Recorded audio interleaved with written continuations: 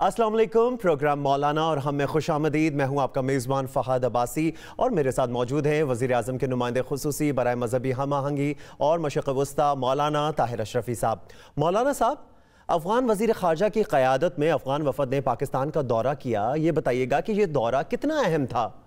بسم اللہ الرحمن الرحیم، نحمدہ ونصلی ونسلم علی رسولہ الکریم۔ گزارش یہ ہے کہ آپ کے علم میں ہے کہ افغانستان میں جو تبدیلی آئی ہے اور 20 سال کے بعد امریکہ وہاں سے چلا گیا، نیٹو فورسز چلی گئیں، اشرف غنی صاحب رائے فرار اختیار کر گئے، تو پورے افغانستان پہ اس وقت طالبان افغانستان جو امارت اسلامیہ افغانستان کہلاتے ہیں ان کا کنٹرول ہو گیا ہے۔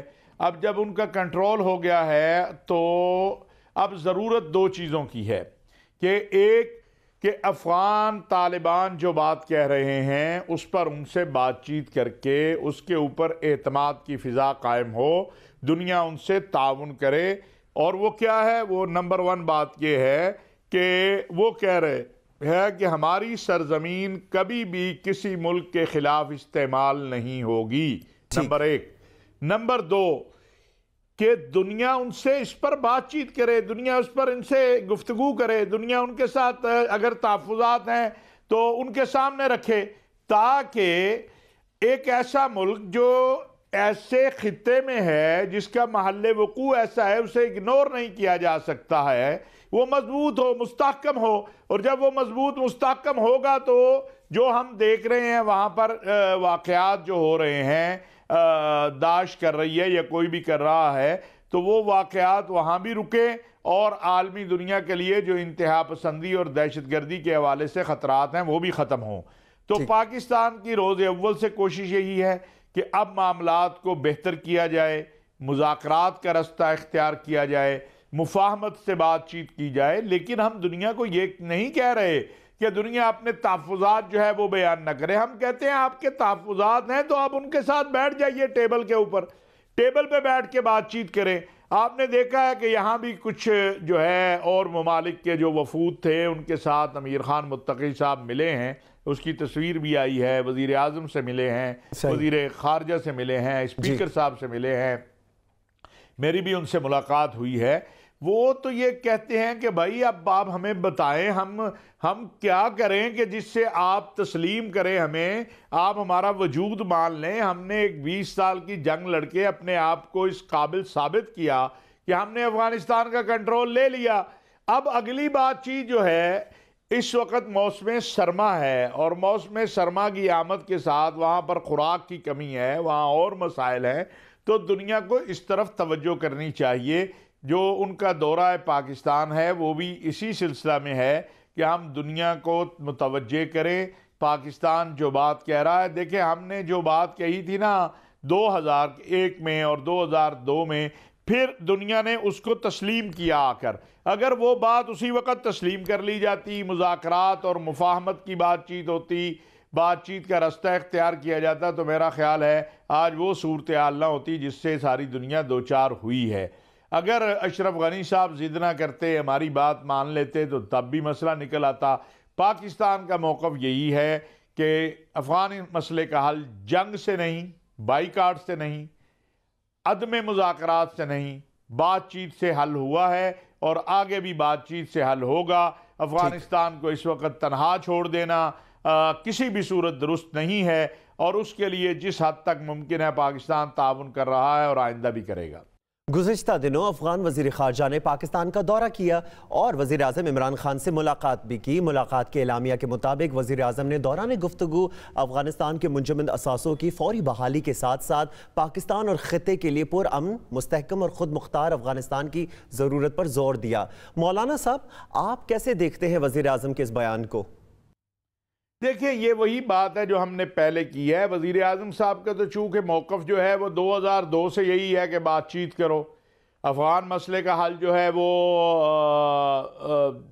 جنگ نہیں ہے، اسی لیے انہیں طالبان خان کہا گیا، کیا کچھ نہیں کہا گیا۔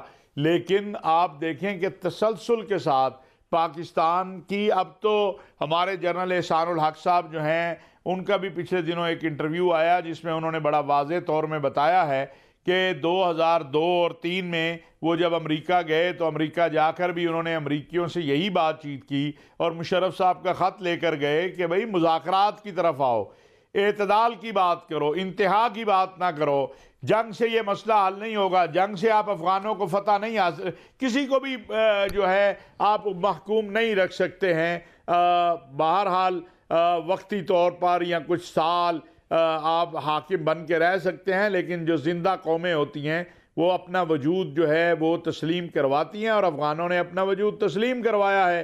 لہٰذا یہ سارا جو معاملہ ہے اس میں جو وزیر اعظم صاحب اب بھی کہہ رہے ہیں وہ یہی ہے کہ اگر یہ خطہ جو ہے اس میں بدامنی آتی ہے یا اس افغانوں کو آپ نئی افغانستان جو ہے اس میں استحکام آتا تو پھر اس پورے خطے میں عدم استحکام ہوگا، اور اس خطے میں عدم استحکام ہوگا تو پوری دنیا میں جو ہے اس کے اثرات آئیں گے۔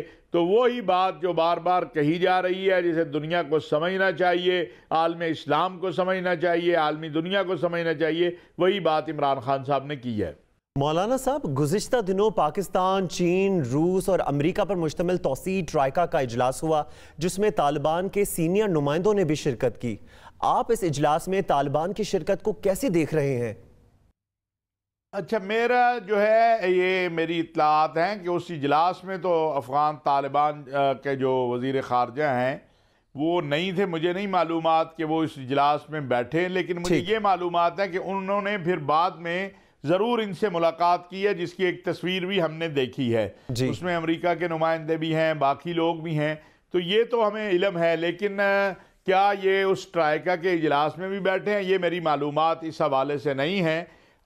میری یہی معلومات ہے کہ ان کی علیحدہ سے ان سے ملاقات ہوئی ہے اور انہوں نے وہی باتیں کی ہیں جو باتیں ہم کر رہے ہیں، لیکن ان کا یہ بھی کہنا ہے کہ جی آپ اس میں باقی گروپوں کو بھی شامل کریں حکومت میں، اور عورتوں کی تعلیم، وہی بات جو ایک مسلسل چل رہی ہے۔ اب کل امیر خان متقی صاحب نے بڑی عجیب بات کہی ہے تو بات درست ہے۔ انہوں نے یہ کہا کہ جی آپ ہمیں مسلسل یہ بات کہہ رہے ہیں کہ جی آپ حزب اختلاف جو ہے اس کو شامل کریں اور جو مخالف آپ کے لوگ ہیں انہیں شامل کریں۔ انہوں نے کہا کہ دیکھیں ہم نے اب تک جو کرزئی صاحب کے یا اشرف غنی صاحب کے لوگ تھے ان میں سے کسی کو نوکریوں سے نہیں نکالا، وہ اپنی اپنی نوکریوں پر کام کر رہے ہیں، وہ اسی طرح مصروف عمل ہیں جس طرح ان کو ہونا چاہیے۔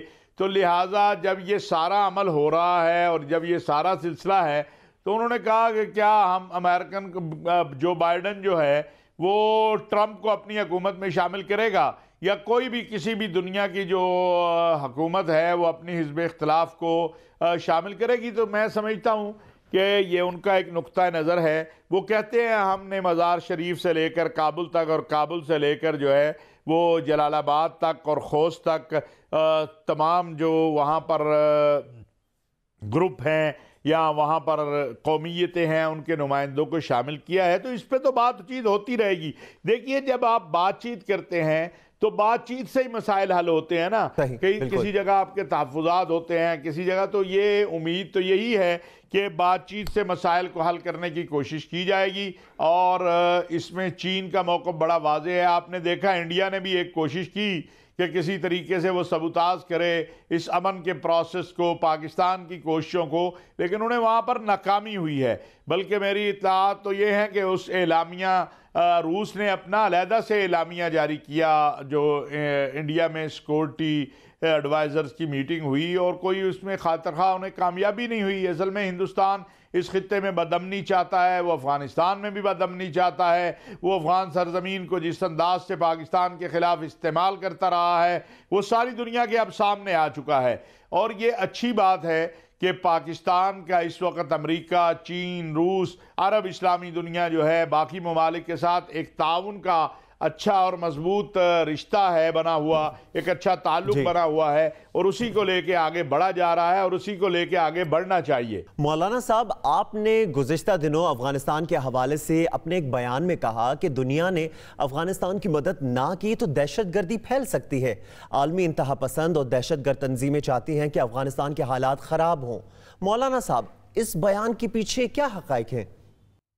دیکھیے گزارش یہ ہے، یہ تو ہم دیکھ رہے ہیں اگرچہ افغان طالبان اور امارت اسلامیہ افغانستان کا یہ کہنا ہے کہ ہم نے داعش پہ بہت حد تک کنٹرول کر لیا ہے، لیکن آپ دیکھیں گزشتہ ہفتے کابل میں جو حملہ ہوا، کل بھی ایک جو ہے جگہ حملہ ہوا نماز کے دوران، تو دیکھیے اگر افغان طالبان مضبوط اور مستحکم نہیں ہوں گے، وہاں عوام بھوکی ہوگی، وہاں عوام کے مسائل بڑھتے چلے جائیں گے، تو لازمی بات ہے کہ انتشار کی فضا پیدا ہوگی، اور اگر انتشار وہاں پیدا ہوتا ہے خدا نخواستہ تو اس کے خوفناک اثرات ہوں گے پورے خطے پہ، پوری دنیا کے اندر. پھر جو ہے وہ انتہا پسند اور عالمی دہشت گرد تنظیمیں جو ہیں جن کے پیچھے ہندوستان ہے اور دیگر قوتیں ہیں وہ مضبوط ہوں گی. وہ افغانستان میں عدم استحکام پیدا کرنے کے ساتھ ساتھ باقی جگہوں پہ بھی عدم استحکام پیدا کریں گی. کیا اس حقیقت سے کوئی انکار کر سکتا ہے کہ جس طرح افغان سرزمین کو پاکستان کے خلاف استعمال کیا گیا، کیا اس حقیقت سے انکار کیا جا سکتا ہے کہ جو عالمی دہشت گرد تنظیمیں ہیں ان کے ہندوستان سے جو روابط ہیں؟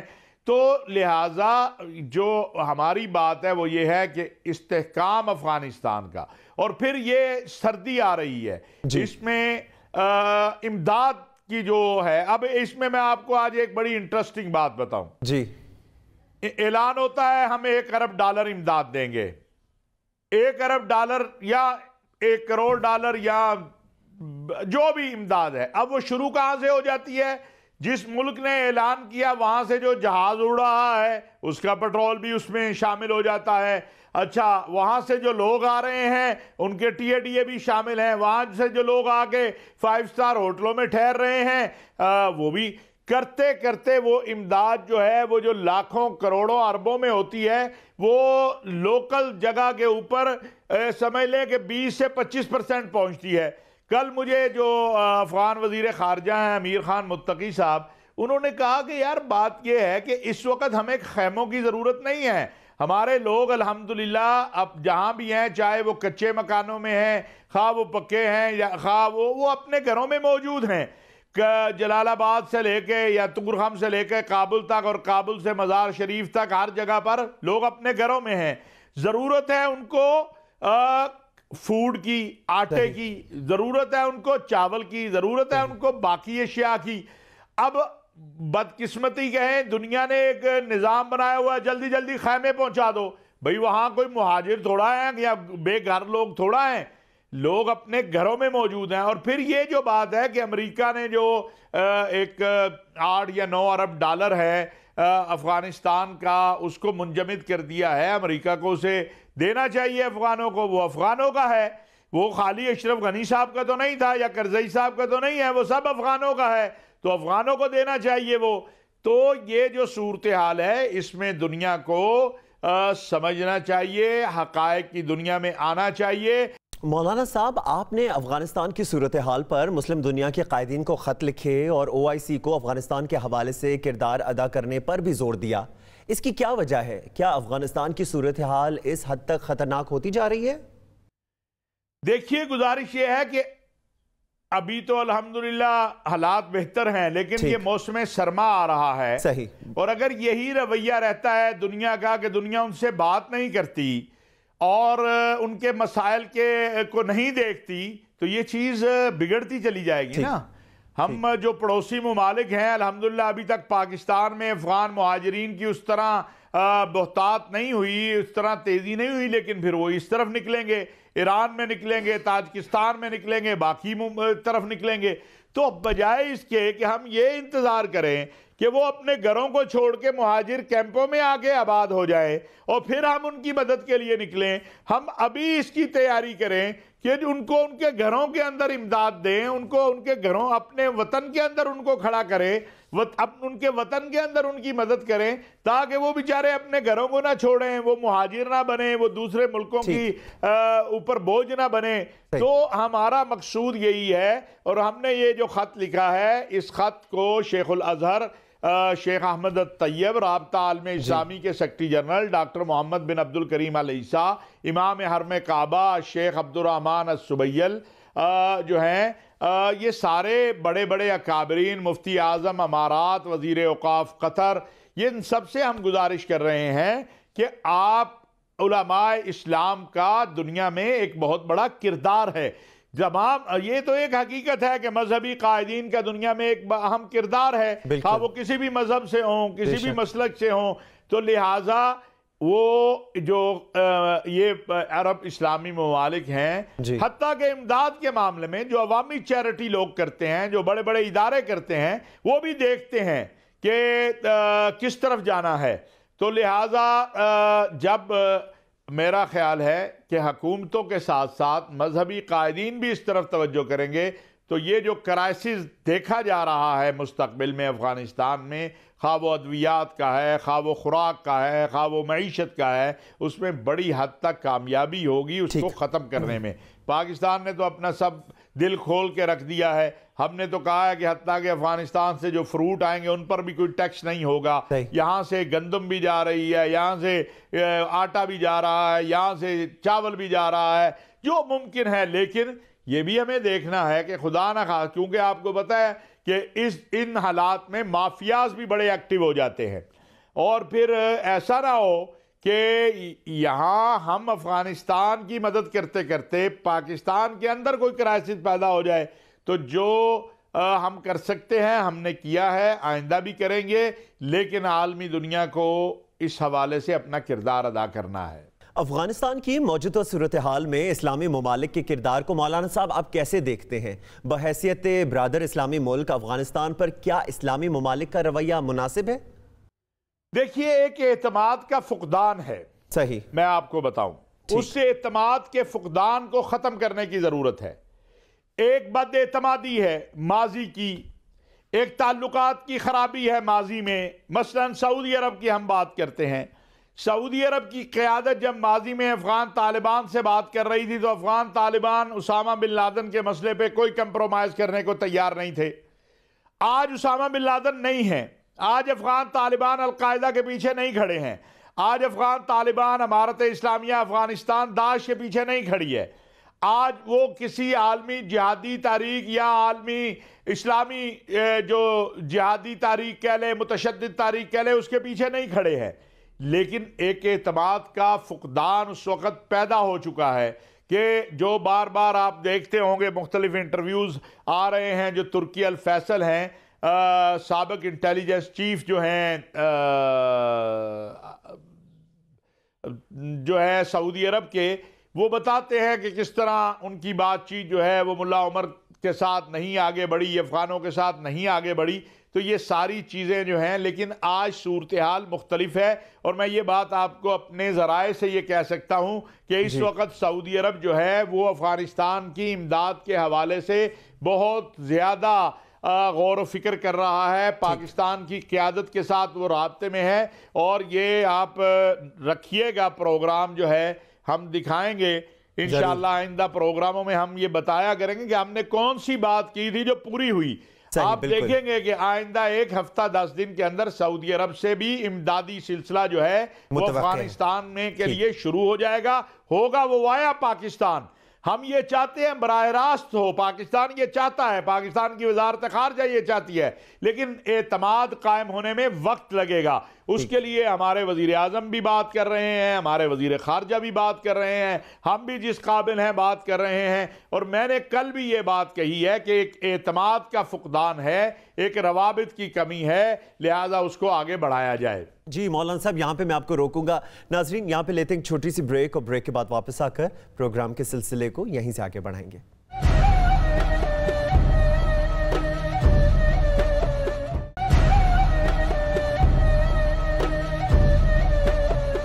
بریک کے بعد پروگرام میں خوش آمدید. افغانستان کے عبوری وزیر خارجہ امیر خان متقی نے کہا ہے کہ امارات اسلامی کا کوئی فرد نہیں بلکہ بطور پالیسی پوری امارات اسلامی حکومت پاکستان اور کالعدم ٹی ٹی پی کے مابین ثالثی کر رہی ہے. یقین ہے کہ مذاکرات کا کوئی مثبت نتیجہ نکلے گا. مولانا صاحب, کالعدم ٹی ٹی پی اور حکومت پاکستان کے درمیان مذاکرات میں افغان طالبان کے کردار کو آپ کیسے دیکھتے ہیں؟ دیکھیے, یہ بہت اچھی بات ہے کیونکہ جو تحریک طالبان پاکستان ہے انہوں نے بیعت کی ہوئی ہے افغانستان کے جو امیر المومنین ہیں ان کے ہاتھ کے اوپر. پہلے ملا عمر کے ہاتھ پر تھی, اب ملا ہیبت اللہ صاحب کے ہاتھ پر ہے. اور لازمی بات ہے کہ وہ افغانستان میں بیٹھے ہیں، اور افغانستان میں اب جب کہ طالبان کی حکومت آ گئی ہے، وہاں امارت اسلامیہ نے کنٹرول حاصل کر لیا ہے، تو یہ بات یاد رکھیں کہ افغان طالبان بھی کسی صورت نہیں چاہیں گے کہ پاکستان کے اور جو ہے افغانستان کے تعلقات خراب ہوں۔ یہ ہندوستان یہ چاہتا ہے، کچھ اور قوتیں بھی ممکن ہے چاہتی ہوں کہ کسی طریقے سے پاکستان افغانستان کے تعلقات میں خرابی آئے، اور اس کے لیے بڑا آئیڈیل چیز یہ ہے کہ وہاں سے پاکستان کے اندر کوئی خودکش کرا دیا جائے، کوئی بم دھماکہ کرا دیا جائے، کوئی حملہ کروا دیا جائے، کوئی ایسا کام کروا دیا جائے جس سے عدم اعتماد پیدا ہو، جس میں ان روابط میں کمزوری آئے۔ تو لہٰذا یہ بات بالکل امیر خان متقی صاحب نے درست کہی ہے کہ بحثیت مجموعی افغان طالبان کا یہ خالی کسی ایک گروپ کا فیصلہ نہیں ہے، کسی ایک شخصیت کا فیصلہ نہیں ہے، یہ افغان طالبان کی حکومت کا، یعنی امارت اسلامیہ افغانستان کا فیصلہ ہے کہ پاکستان کی سرزمین کے اوپر افغانستان سے کوئی حملہ نہ ہو، وہاں سے کوئی پاکستان کے خلاف دہشت گردی اور تخریب کاری نہ ہو۔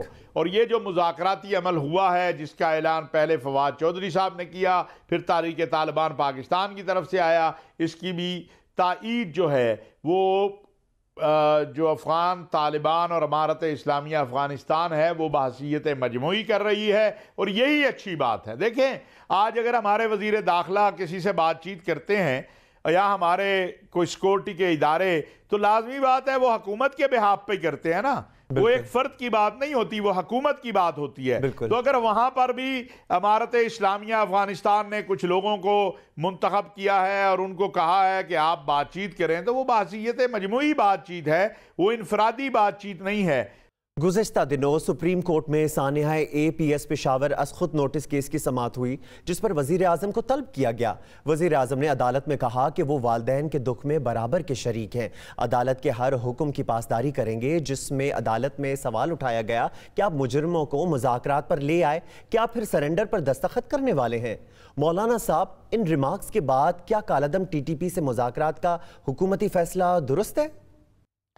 دیکھیے، گزارش یہ ہے کہ یہ تو عدالت کے ریمارکس ہیں، اس حوالے سے چونکہ 4 ہفتے کا ٹائم مانگا گیا ہے اور 4 ہفتے کے بعد حکومت اپنا موقف دے گی، تو پھر بڑا مناسب ہوگا کہ ہم اس وقت بات کریں۔ ہاں، ایک بات میں ابھی کہنا چاہتا ہوں کہ بہت اچھی روایت قائم کی ہے عمران خان صاحب نے، وہ گئے ہیں عدالت میں، پیش ہوئے ہیں، انہوں نے وہاں جا کے بات کی ہے۔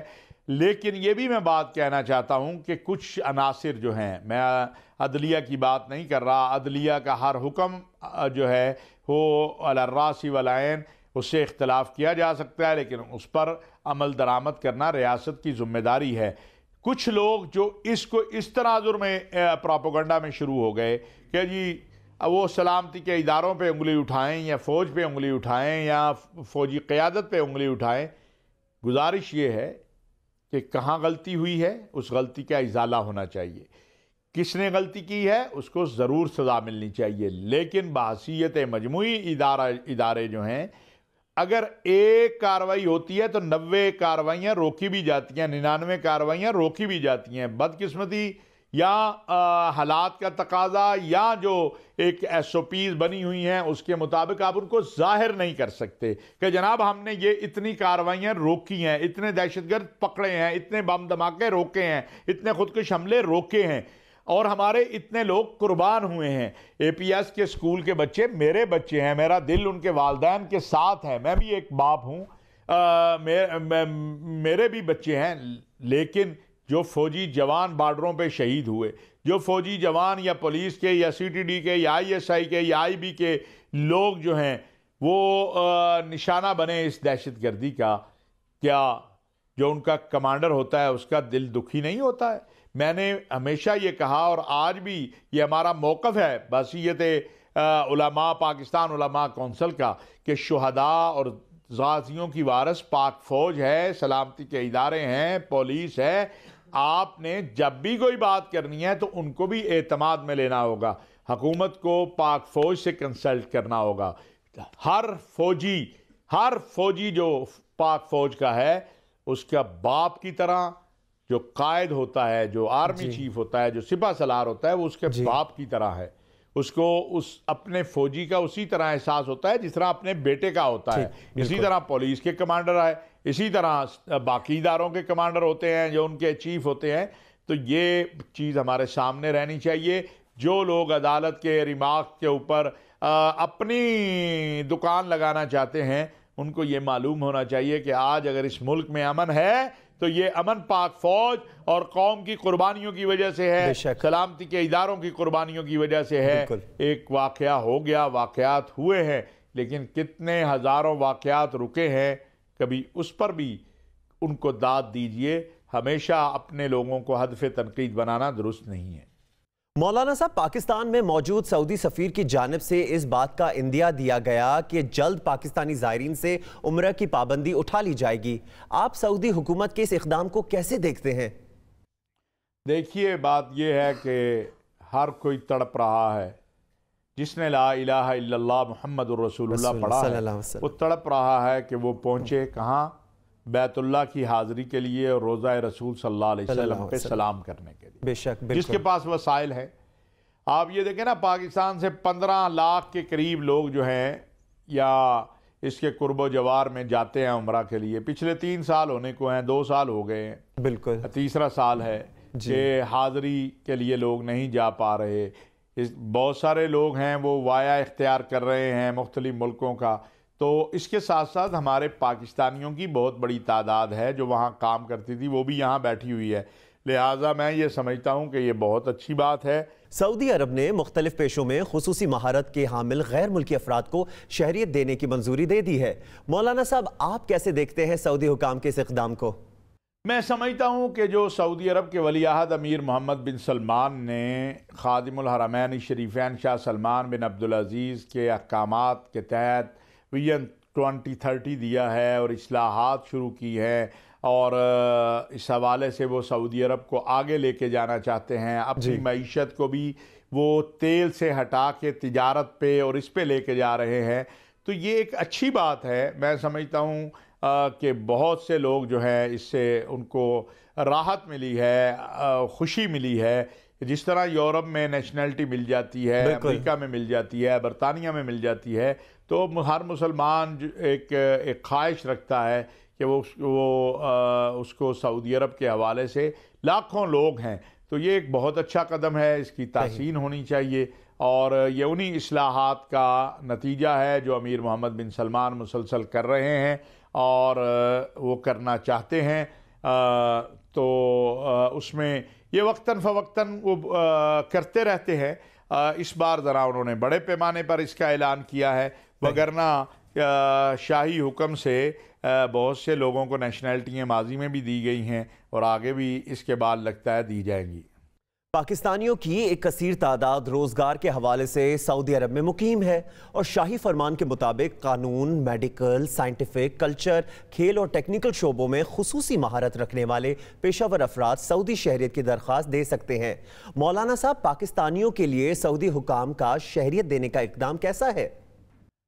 دیکھیے, میرا خیال ہے انشاءاللہ اس سے بہت سارے پاکستانی بڑے بڑے بزنس مین ہیں, وہاں پر بڑی بڑی کمپنیاں ہیں, بڑے انٹلیکچول ہیں, ہمارے ڈاکٹرز ہیں, ہمارے وہاں تعلیمی ماہرین ہیں.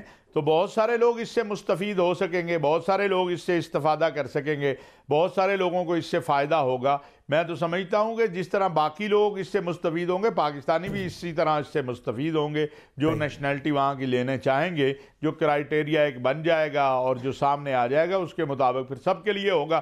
یہ تو نہیں ہو سکتا نا کہ خالی کچھ ممالک کے لیے ہو اور کچھ کے لیے نہ ہو. انہوں نے تو اعلان کیا ہے کہ جو بھی ان سیکشن یا ان شعبوں کے ماہرین ہیں اپلائی کرنا چاہے وہ آ سکتا پورا ہے, اترتا جائے گا, اس کو نیشنلٹی ملتی جائے گی. جی مولانا صاحب, یہاں پہ میں آپ کو روکوں گا. ناظرین, یہاں پہ لیتے ہیں چھوٹی سی بریک, اور بریک کے بعد واپس آ کر پروگرام کے سلسلے کو یہیں سے آگے بڑھائیں گے.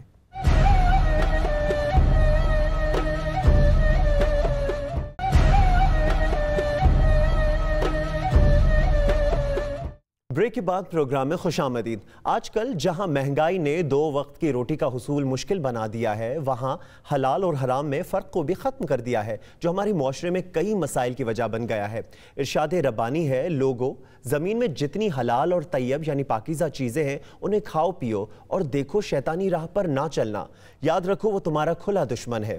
مولانا صاحب، آج کے اس دور میں حلال اور حرام میں فرق کیسے کیا جائے اور کیسے خود کو حرام سے بچایا جائے؟ دیکھیے، مشکل ہو گیا ہے، اس میں کوئی شک نہیں ہے، یہ ایک مشکل مرحلہ ہے آج، لیکن وَمَن يَتَوَكَّلْ عَلَى اللَّهِ فَهُوَ حَسْبُهُ، جو اللہ پر توکل کرتا ہے پھر اللہ اس کے لیے کافی ہو جاتا ہے۔ بے شک مجھے یقین بنانے کی ضرورت ہے کہ میرا خالق، مالک، رازق اللہ ہے، مجھے عزتیں دینے والا، مجھے ذلتوں سے بچانے والا، مجھے اولاد دینے والا، میری حاجتوں کو پورا کرنے والا، میری مشکلوں کو حل کرنے والا اللہ ہے۔ بے شک۔ اور جو رزق اس اللہ نے میرے لیے لکھ دیا ہے وہ مجھے مل کے رہے گا، نہ وہ دائیں جائے گا نہ وہ بائیں جائے گا۔ مجھے کوشش کرنی ہے۔ قرآن کریم میں کہا گیا ہے لَيْسَ لِلْإِنسَانِ إِلَّا مَا سَعَى وَأَنَّ سَعْيَهُ سَوْفَ يُرَى، ہمیں محنت کرنی ہے۔ آج جو حالات ہیں، ان حالات سے نکلنے کا راستہ بھی ایک ہی ہے۔ وہ اللہ نے قرآن کریم میں بتایا ہے کہ ایک امن اور اطمینان والی بستی تھی، پھر کیا ہوا؟ اللہ کی ناشکری ہوئی۔ آج سے 20 سال پہلے دیکھیں ہمارے ملک کے حالات کیا تھے اور آج کیا ہیں۔ کیا ہمارے والدین جو ہیں وہ اس وقت کے ذرائع آمدنی ان کے دیکھ لیں، متوسط طبقہ جو تھا، کیا اصل مسئلہ یہ ہوا ہے کہ ہم جو کچھ پاس ہے اس پہ نہیں دیکھ رہے، دوسرے کے پاس کیا ہے ساری توجہ اس کی طرف ہے، اور جب ساری توجہ اس کی طرف ہے تو یہ کم نظر آ رہا ہے، وہ زیادہ نظر آ رہا ہے۔ ہمیں کم اور زیادہ سے آگے بڑھنا ہے۔ ایک لقمہ حرام کا باطل طریقے سے پیسہ جو کمایا گیا ہے جھوٹ سے، آپ یہ دیکھیں شریعت تو ہمیں یہ کہتی ہے کہ اگر ہم 8 گھنٹے کی تنخواہ لیتے ہیں تو 1 منٹ بھی کم کام نہ کرے، جو معاہدہ ہے اس کے مطابق عمل کرے۔ مالکان کو ملازموں کا اور ملازموں کو مالکان کا خیال رکھنا، یہ ایک اخلاقی پہلو ہے جی۔ لیکن اس سے اہم پہلو یہ ہے کہ تنخواہ میں لوں 8 گھنٹے کی اور کام کروں میں 4 گھنٹے۔ مجھے مالک نے جو وسائل دیے ہیں کام کے لیے اسے میں ذاتی وسائل میں لے آؤں، اور جو حلال حرام ہے بس جمع کرتا جاؤں، اس کا نتیجہ کیا نکلتا ہے؟ بیماریوں کی صورت میں اس کا نتیجہ نکلتا ہے، بدامنی کی صورت میں اس کا نتیجہ نکلتا ہے، گھریلو ناچاکی کی صورت میں۔ تو اپنے رب سے قناعت مانگے ہم کہ جتنا یا اللہ تو نے لکھا ہے وہ ہمیں دے، اس میں برکت اور قناعت دے، وہ ہم مانگ نہیں رہے۔ ہم چلے ہوئے ہیں کہ بس ٹھیک ہے، اس کے پاس گاڑی ہے، میرے پاس موٹر سائیکل ہے، مجھے گاڑی ضرور لینی ہے۔ بھائی شکر کرو اللہ کا، سائیکل والے کی طرف دیکھ لو نا جس کے پاس سائیکل ہے۔ اس کا گھر 20 کنال کا ہے، مجھے بھی اتنا بنانا ہے۔ اس کے لیے پھر جب یہ میں نے سوچ لیا کہ میں نے ہر صورت اپنے سے جو اوپر والا ہے اس تک پہنچنا ہے، پھر میں حلال حرام کی تمیز کیے بغیر آگے بڑھ رہا ہوں، ملاوٹ بھی کر رہا ہوں، جھوٹ بھی بول رہا ہوں، کم بھی تول رہا ہوں، ذخیرہ اندوزی بھی کر رہا ہوں۔ ابھی آپ دیکھیں میں نے آج خبر پڑھ رہا تھا کہ اسلام آباد میں بہت سے پیٹرول پمپ جو ہیں ان کی جب وہ چیک کیا گیا تو وہ پورا تیل نہیں دے رہے، پیسے پورے لے رہے۔ اب یہ کوئی غریب لوگوں کے پمپ تو نہیں ہے نا، یہ جو ملاوٹ کرتے ہیں، یہ دوائیاں جو جعلی بناتے ہیں، یہ کوئی غریب لوگ تو نہیں ہیں، یہ تو بڑے بڑے امراء ہیں۔ اب یہ بخار اور یہ ڈینگی کا موسم آیا، پیناڈول غائب ہو گئی اور وہ بلیک میں مل رہی ہے۔ حکومتی ڈھانچے کی کمزوری کے ساتھ ساتھ میری اخلاقی جو ذمہ داری ہے مجھے اس کی طرف بھی توجہ کرنی چاہیے۔ مولانا صاحب یہ بتائیے گا کہ ہم کیسے حلال کی برکت اور حرام کی نحوست سے بچ سکتے ہیں؟ جیسا کہ میں نے آپ سے گزارش کی کہ اپنے اللہ سے مانگیں تو صحیح، توبہ تو کریں۔ بالکل۔ سود ہے، ملاوٹ ہے، ذخیرہ اندوزی ہے، کام چوری ہے، ہوس ہے، بڑھتا جاتا ہے، جمع کرتے جاؤ، ایک دن قبر میں چلے جاؤ کہ پیچھے والے پتہ نہیں اس پیسے کا کیا کرتے ہیں۔ اولاد یاد بھی کبھی کرتی ہے کہ نہیں کرتی؟ میں آپ کے ذریعے ایک ناظرین سے سوال کر لوں، کبھی ہم نے اپنے بچوں سے پوچھا ہے کہ انہیں نماز جنازہ بھی آتی ہے کہ نہیں آتی؟ جس بچے کو میں پی ایچ ڈی کروانے جا رہا ہوں، ڈاکٹر بنانے جا رہا ہوں، اس کے لیے جناب حلال حرام کی تمیز کے بغیر جمع کیے جا رہا ہوں، بڑا بڑا بزنس اس کو دینے کے تیاریاں کر رہا ہوں، اس سے کبھی پوچھا ہے کہ بیٹا کل جب میرا لاشا پڑا ہوگا تو تمہیں میرا نماز جنازہ کیسے پڑھو گے؟ ڈاکٹر صاحب یہ لاہور ڈیفنس کا ایک جینون واقعہ ہے، جینون، کوئی قصہ نہیں ہے جی، کہ ایک ڈاکٹر صاحب تھے بہت بڑی جائیدادیں برطانیہ میں، یورپ میں، پاکستان میں، وہ فوت ہو گئے، ایک ہی بیٹا تھا۔ جنازے کے بعد لوگوں نے کہا بھی چلو باپ کو تدفین کرنی ہے، قبرستان چلو۔ اس نے کہا میں نے نہیں جانا قبرستان۔ اس نے کہا کیوں؟ اس نے کہا میرے باپ نے اربوں روپے مجھے لیے چھوڑے ہیں، لیکن آج اس کا جنازہ تھا، مجھے نماز جنازہ ہی نہیں آتی، دعا ہی نہیں آتی تھی، میں کیا اس کے لیے پڑھوں، میں اس کے لیے کیا کروں؟ اپنے اللہ سے اپنے تعلق کو مضبوط بنائیں،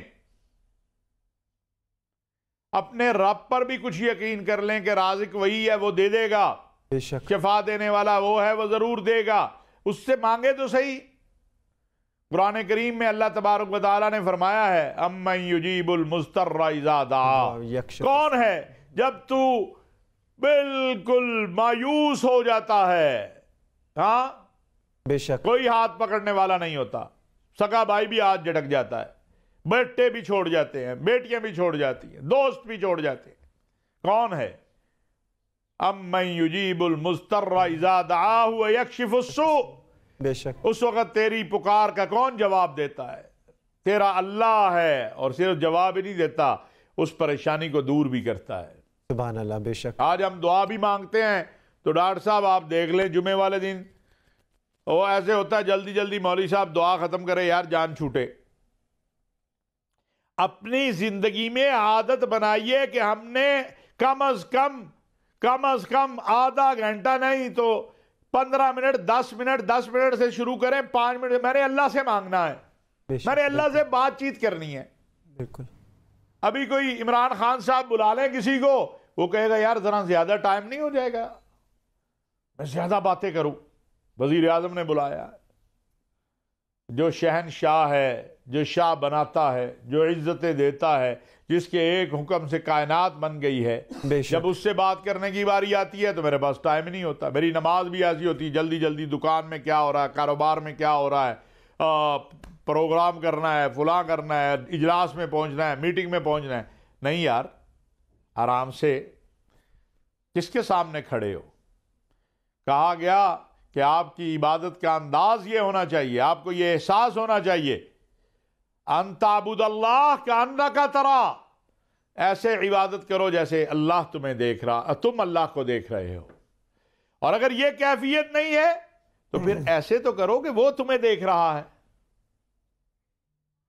تو یہی بات ہے، ان سارے مسائل سے نکلنے کا راستہ یہی ہے جی کہ ہم اپنے اللہ سے رجوع کریں، ہم رسول اللہ صلی اللہ علیہ وسلم کی سنتوں پہ عمل کریں، اخلاقیات کو درست کریں، کردار کو درست کریں، زیادہ سے زیادہ جمع کرنے کی طرف نہ جائیں، جتنا رب نے دیا ہے اس میں اللہ سے برکت اور قناعت مانگے، اور جب ہم اپنے اللہ سے مانگیں گے وہ ہمیں مایوس نہیں کرے گا۔ مولانا صاحب بہت بہت شکریہ پروگرام میں آج وقت دینے کے لیے۔ ناظرین یہ تھا ہمارا آج کا پروگرام، مولانا اور ہم، اسی کے ساتھ ہی اپنے میزبان فہد عباسی کو اگلے ہفتے تک کے لیے اجازت دیجیے، اپنا خاص خیال رکھیے گا، اللہ حافظ۔